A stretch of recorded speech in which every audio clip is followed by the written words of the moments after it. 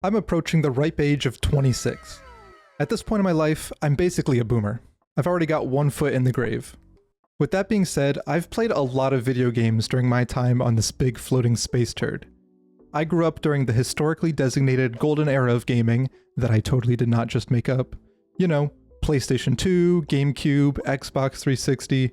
So what better thing to do when I'm practically in a retirement home collecting social security checks than to play some old video games?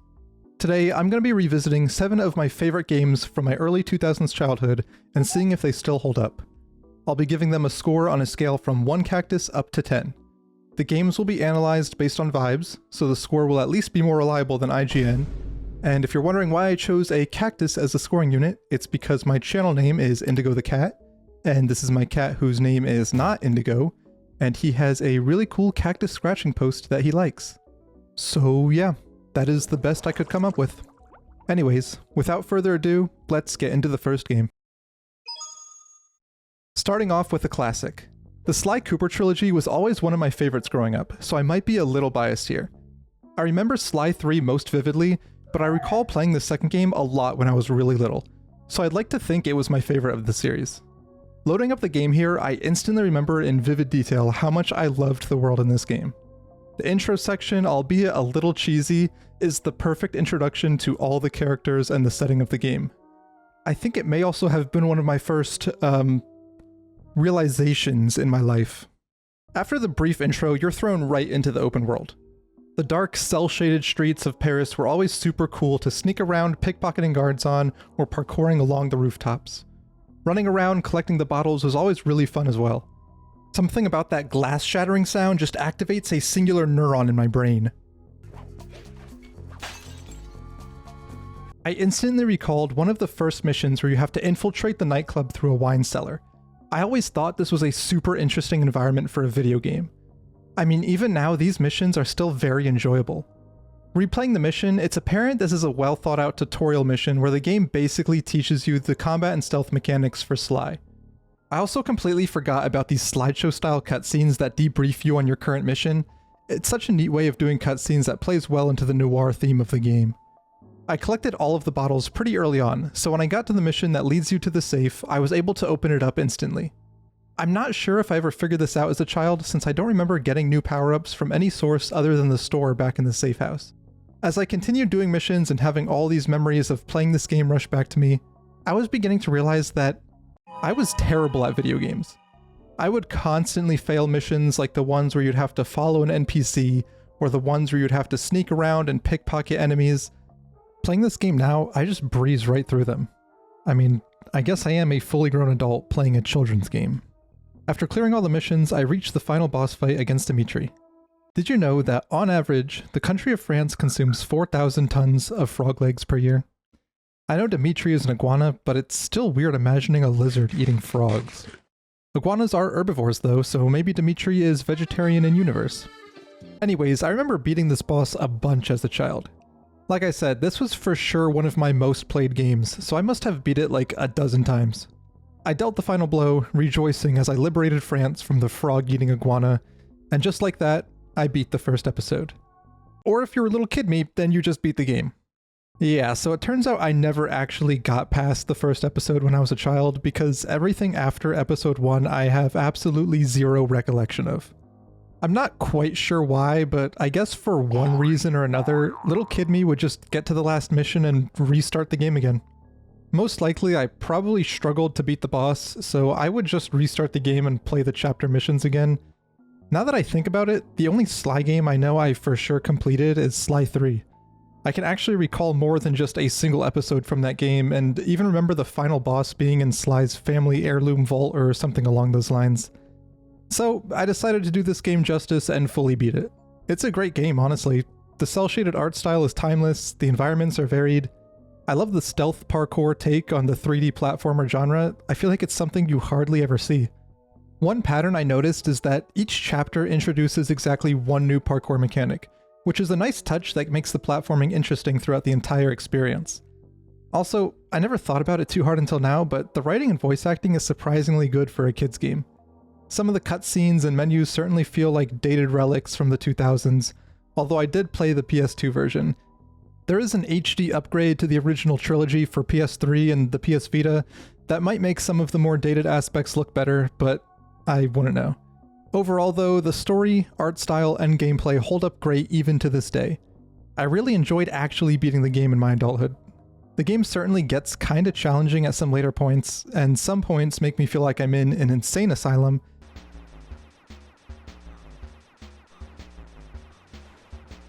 but it was still very fun overall.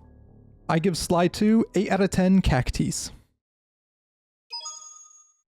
Up next is this. Cat in the Hat is a 2.5D platformer that I think of very occasionally, but haven't actually played for probably close to 20 years.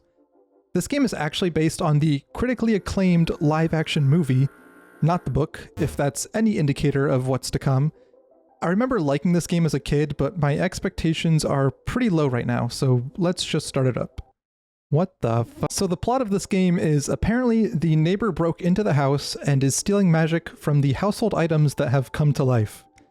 I'm assuming this ties in with the movie, but I have no recollection of it as I haven't seen it since I was like 5, and if everything goes right in my life, it will stay that way.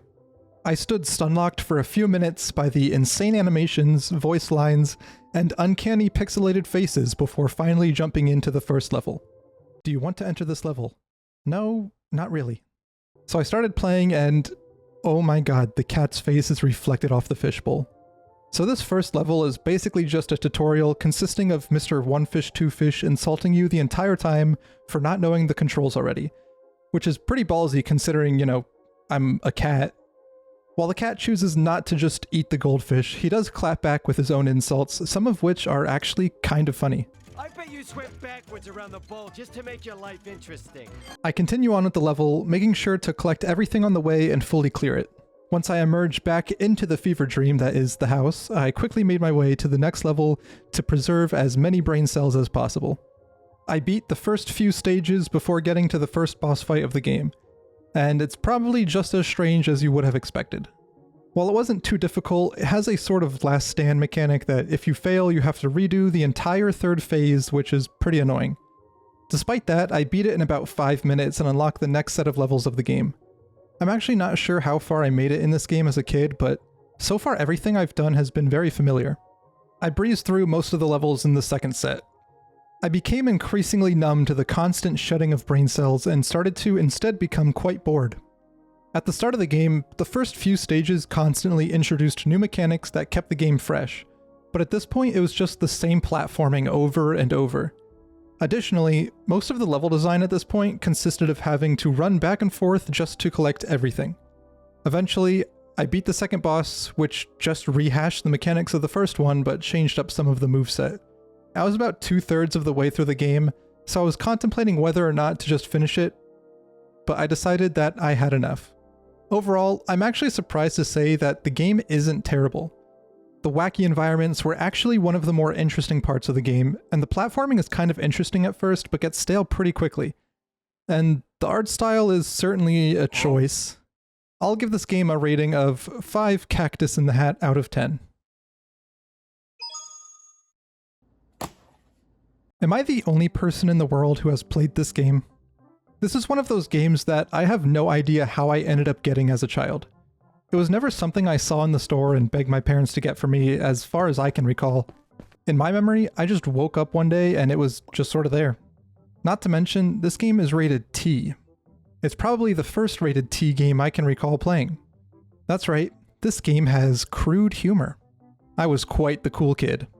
The opening cutscene already made me terrified of what I was getting myself into.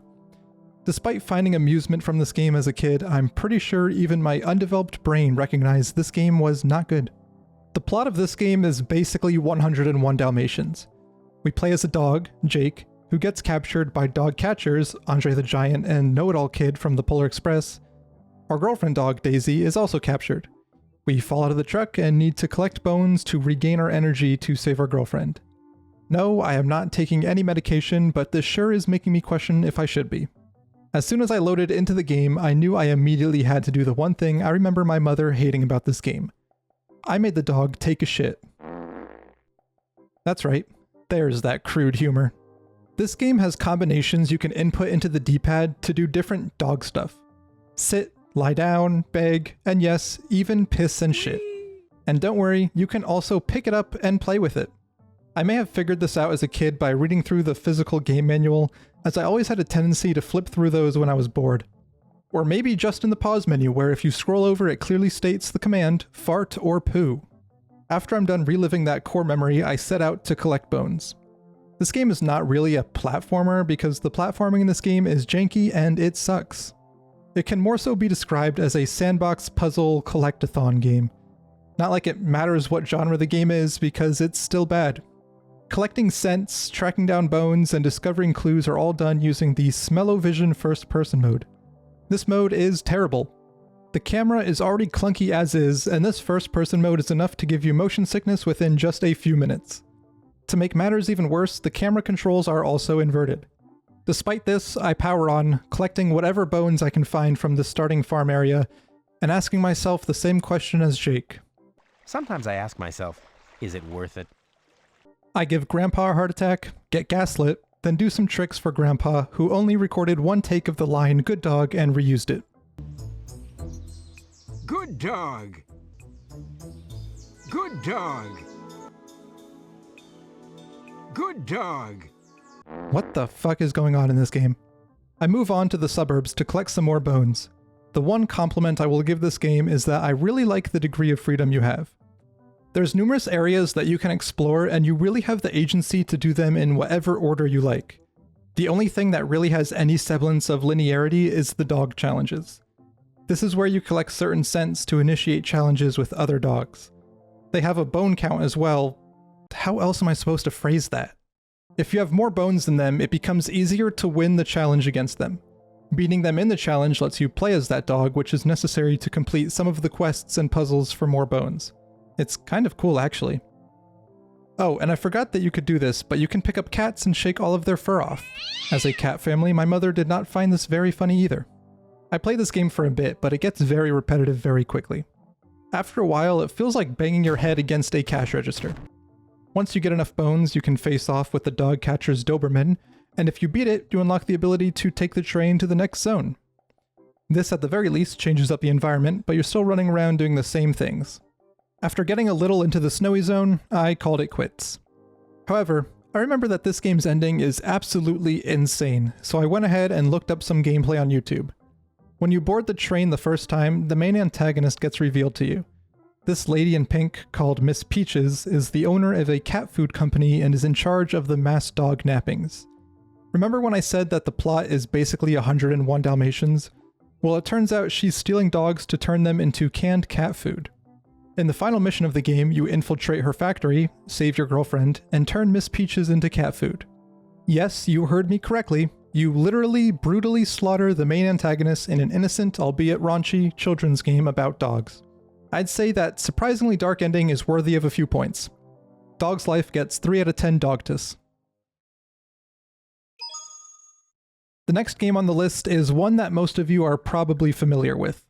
That game is SpongeBob SquarePants Battle for Bikini Bottom.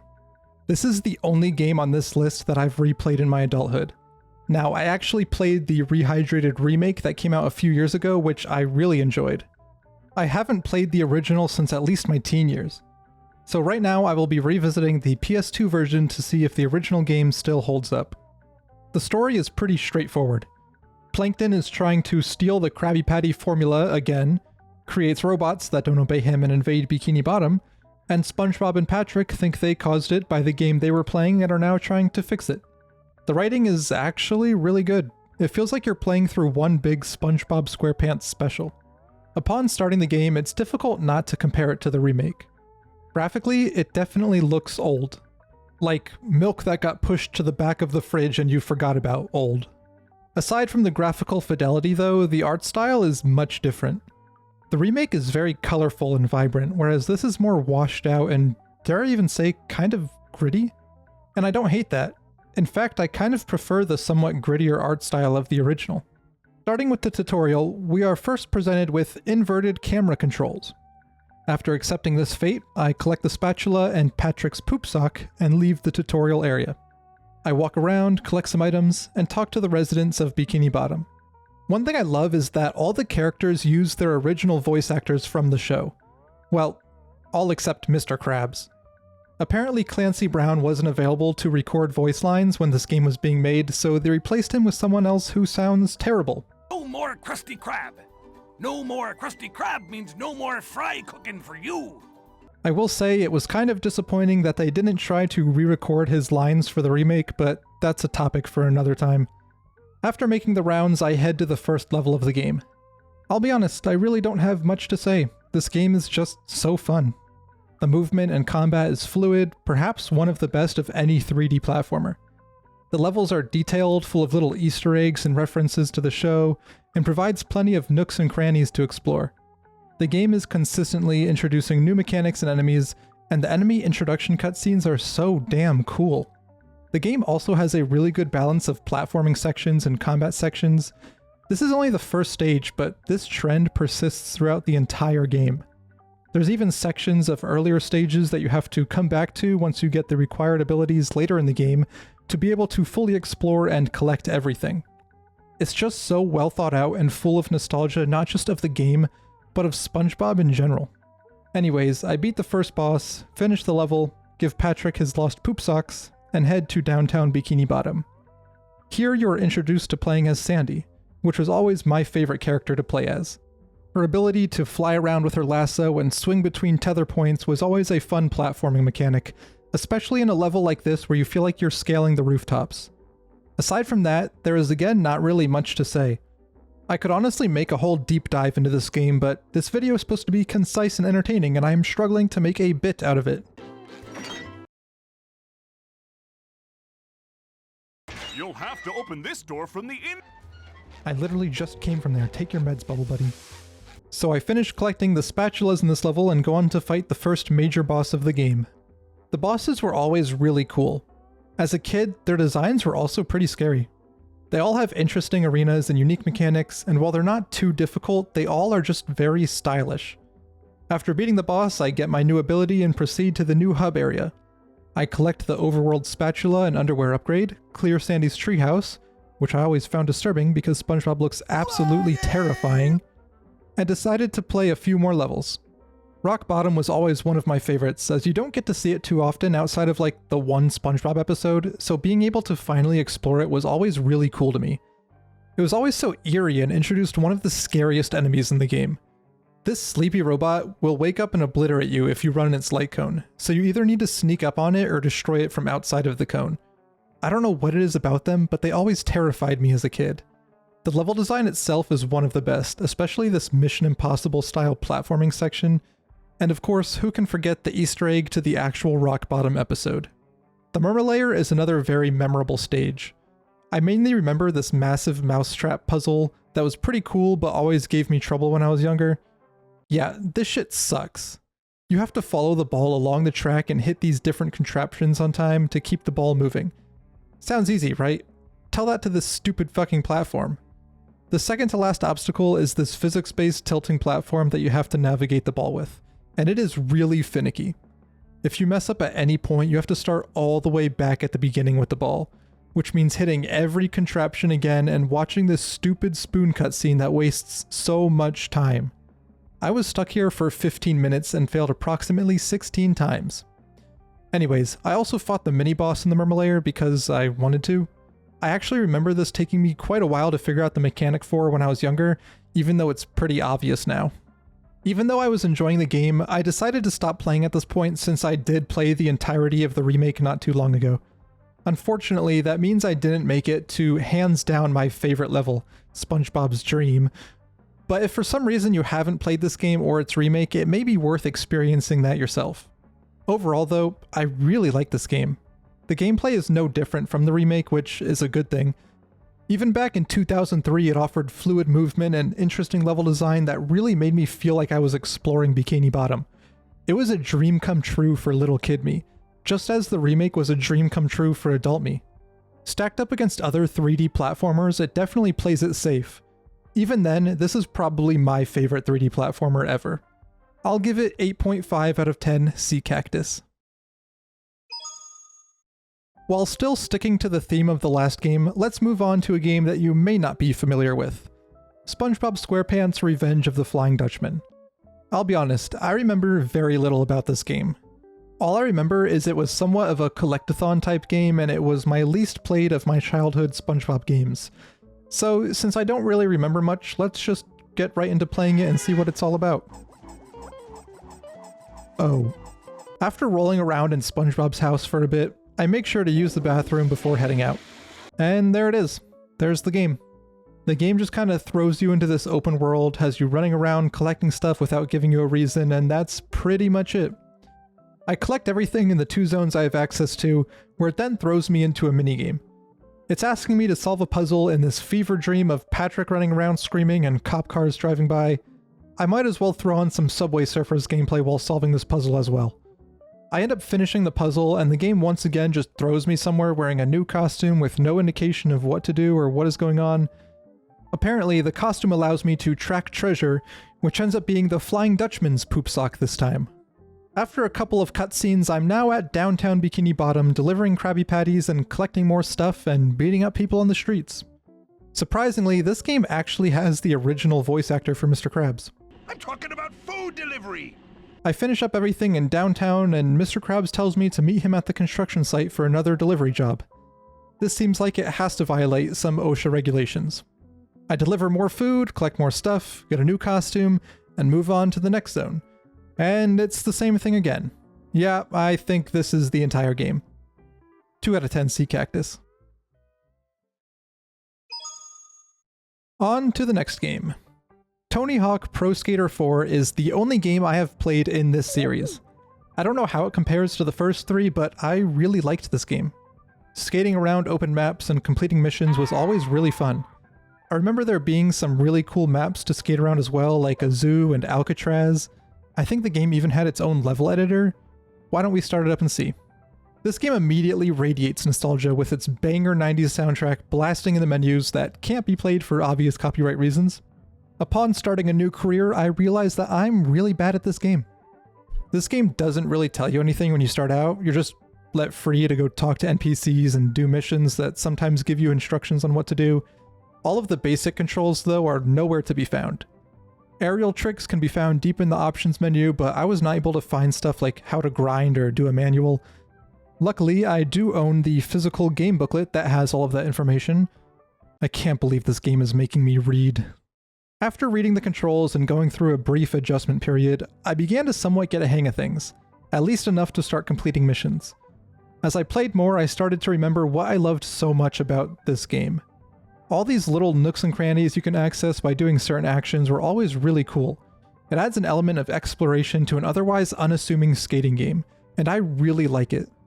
The more I played, the better I noticed I was getting as well. Chaining tricks to create massive combos is extremely fun once you start to get the hang of it, which I guess is the entire draw of this series. Do a bunch of tricks to make number bigger. As you complete missions, you also earn skill points, which makes it easier to execute tricks by making the balance bar more forgiving or speeding up your animations. I like this system a lot. Not only do you improve your mechanical skill in real life, but your in-game skills improve with you as well, giving a feeling of fairly rapid progression. I did all of the jobs in the starting college stage before moving on to another level. I loaded into Alcatraz just for the memories, and yeah, it's still pretty cool. All the stages in this game are really unique, and the level design is so well thought out with all the different ramps, grind spots, and even verticality. You can also commit murder. I was having a fun time, but after skating around for a while, I started to feel that I explored all there was to offer in the career mode. Or so I thought. After browsing the menus for a bit, I realized that there are so many little things that you can discover. A lot of little features and customization options are locked behind the cash shop, where you can spend the cash you earn during career mode. I already knew that there were clothes and skateboards you could buy and customize your character with, but I totally forgot all of the other things that you could purchase. You can unlock new secret skaters, cheats, movies such as Homies Skatin', and even entirely new levels. There's so much customization in this game, it's kind of insane. Being able to fine-tune the color of all my gear like this would cost me $20 in microtransactions if this game came out today. After messing with the customization for a bit, there was one last thing I had to do before leaving career mode. It's aerodynamic. The one other mode I wanted to take a look at is the Create Your Own Skate Park mode. Here you can make your own levels to mess around on and even skate on with your friends through split screen. The map creator is actually pretty intuitive. It gives you a bunch of assets you can use that are all locked to a grid, so no need to fine-tune every pixel. However, you do have the freedom to increase or decrease the elevation of the course to add some depth to it. You can also test out your courses before deciding to save them so you're not wasting that precious PS2 memory card space. If you need some inspiration, there's also a long list of pre-made parks you can play around with. The park is a bit smaller than I remember, but really cool nonetheless. It seems like a fair amount of thought went into this mode that likely not many people even engaged with. I decided to stop playing there. Overall, this game is just as good, if not better, than I remember. I'm not big on sports games in general, which is the genre I think this would fall into, so my personal rating would probably be like 8 out of 10 cactuses. However, I think this game is truly genre defining, so I'd be willing to go as far as bumping it up to 9 out of 10 cactuses. Great game. For the final game, we're pulling out another classic. Like Sly 2, I kinda just added this game to the list because I have very fond memories of it and want an excuse to replay it. So let's just jump right in. I've always been a big fan of Naughty Dog ever since this game in particular, and seeing that company logo always gets me so pumped. Upon starting the game, I immediately begin to recognize pretty much everything. The cutscenes, the music, the voice acting, and the environments are all super nostalgic. Unlike Sly 2, I actually got pretty far in this game, although I'm not sure I ever beat it either. I know that the levels are basically split into 3 different central zones, which seems to be a common theme among many of these games. I know for a fact I've made it at least up to Zone 3. Before we start, I would like to note that I am choosing to play this game through the PS5's PlayStation Plus emulation because I'm a dopamine junkie and like collecting those shiny little trophies. Upon loading into the game, I breezed through the intro island, getting to the first main zone with ease. What is up with so many kids games from the 2000s being so horny? Anyways, the first thing I do is collect everything on the beach, reminiscing in the vivid nostalgia of how many times I've played through this. Even though I got a lot farther in this game, it was not immune to my young self restarting the beginning of the game a dozen times. I come back, help the villagers, and start heading towards the jungle when a brutal realization hits me. So, I am severely thalassophobic, which means that I don't mess with big bodies of water. More specifically, I cannot stand the idea of being stranded in a massive body of water. I tried playing Subnautica once and it nearly sent me into a panic attack. Well, Jak Daxter is where that fear of mine began. Why? Because of this fucking fish. My earliest memories of thalassophobia comes from exploring this game by swimming around in the water and shitting my pull-up diapers as I'm eaten by this fish. Ever since then, every game I can remember playing where I'm forced to swim around in big dark bodies of water triggers massive anxiety. And don't worry, it gets worse later. For now, I made my way to the jungle and cleared it out pretty easily. I beat the infamous fishing game, restored the power, then went into the temple. I always loved the temple environments in this game. The whole precursor theme is so unique, but something that always made this game stand out to me. It's hard to describe, but it's a weird blend of history, fantasy, and science fiction. As I clear the jungle temple, I realize that it's much shorter than I remember it being. It's like 2 rooms and a few hallways. Anyways, I beat the first boss of the game and head back to the village. Once I return from the jungle, I clear Misty Island, give the sky his muse, and set off for the next zone. Rock Village, the second hub world of the game. Remember when I said that the thalassophobia gets worse here? Yeah, not only is there more water, and platforms you have to jump across in the deep water, but there is an entirely underwater temple. Luckily, the temple is enclosed, just try not to look out the glass walls too much. I talked to the villagers, what is sticking out of this dude's barrel? And decided not to face my thalassophobia for now, but instead go to probably my least favorite level. This stupid vehicle level. This thing handles like a pool noodle and is the one part of this game I actually dread. After struggling a little at first, I sat up in my gaming chair, locked in, and cleared it in about 20 minutes. At this point, I realized I'd been playing in 16:9 aspect ratio for the past couple of hours, not sure how that happened, but I changed it back as that probably would make the vehicle sections easier. Then, it was time to face my fears. It wasn't so bad. I actually really like that level due to the unique temple aesthetic that I previously described. After clearing the temple, I went to the swamp to shoot some rats, then fought the second boss. I did the linear vehicle section, and this is where my memories end.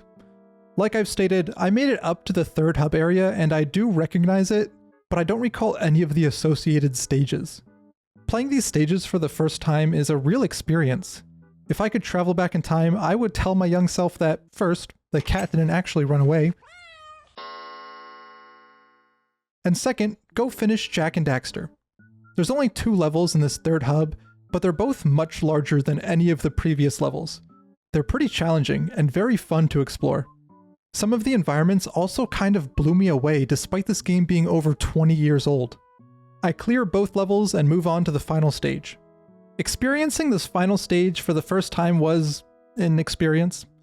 The environment is cool and the platforming was really fun, but the scale of the last stage was surprisingly small while giving the illusion that it is massive. Meeting all the sages for the first time was pretty cool though. The final boss was also sort of underwhelming. I'm sure it would have been cool 20 years ago and the actual boss design was neat, but the mechanics were pretty basic. Overall though, it doesn't matter because just like that, I beat the game. And not only that, but we got the secret ending. And not only that, but we also got the platinum. Great game, 9 out of 10 cacti. And there we have it. We've revisited 7 games you may or may not have played in your childhood, but for better or worse, I sure did.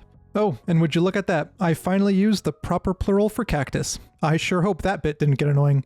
Alright, video's over. Bye bye now. Like and subscribe. Love you. Mwah.